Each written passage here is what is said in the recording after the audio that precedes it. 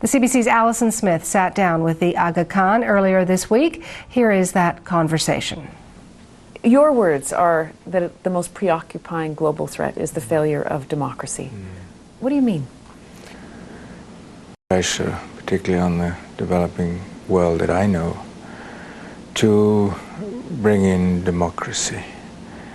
And while the notion is one I fully support, democracies don't run themselves.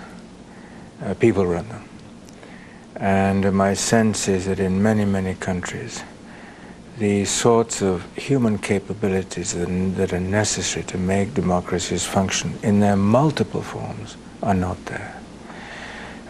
There's a tendency to use democracy as though it was a generic term, but it isn't.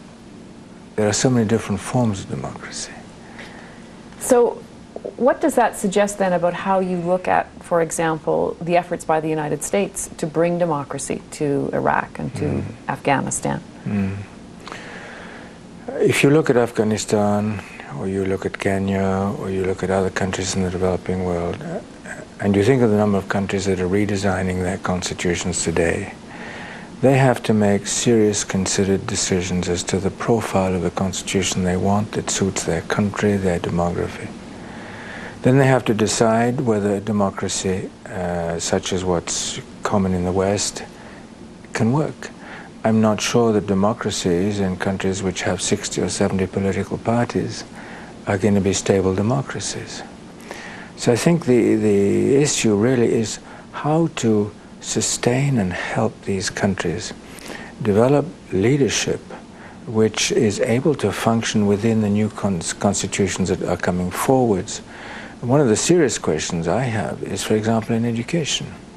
It's traditional in North America, much of Western Europe, to educate on government.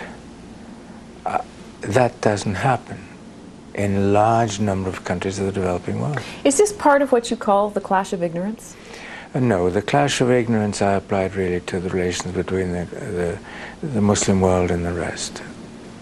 So what does the West have to do then? Because we now see the prospect of the Group of 8 leaders getting together and essentially talking about relieving the debt of the poorest countries in Africa. Right. What kind of a commitment do they need to make in your view? I think they need to make a commitment to understand what are the inputs that would be required to assist these countries to develop functioning democracies. And that needs to be, in my understanding or my view, would be tailored to the requirements of each country or tailored to the region. One of the things you've done in Canada is establish this global center for pluralism. Right. Tell me what you mean by pluralism and how that fits into your notion of civil society.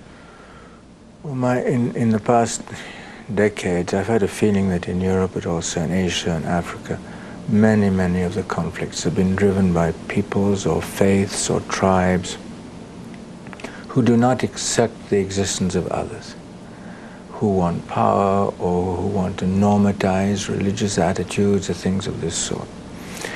And I don't believe these societies are born into the acceptance of pluralism. I think societies get educated about pluralism. I think young children can be educated without it even being a process, to recognize and accept people of different backgrounds, different faiths, etc. And I would hope that there could be a process in place drawn from Canadian experience, and I mean drawn from Canadian experience, where it becomes the psyche of these countries to base their development programs on the acceptance of pluralism, seen as an asset. Why Canada? Because you, of all the developed countries that I know, have committed yourselves infinitely more than anybody else to this exercise. And Canadians are humble about they talk about it as a work in progress. They're right. But it's always going to be a work in progress. And I think that you have accumulated experience over decades, which we really can learn from. I mean, obviously that's closely connected to your drive for democracy in all its forms, as you put it.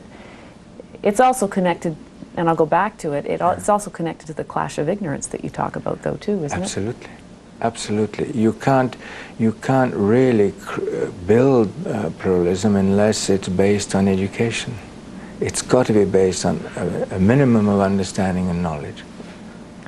You know, so much of education is about having a wider view of the world. Right. And you have that. You travel, you have Ismaili communities all over the globe. Right.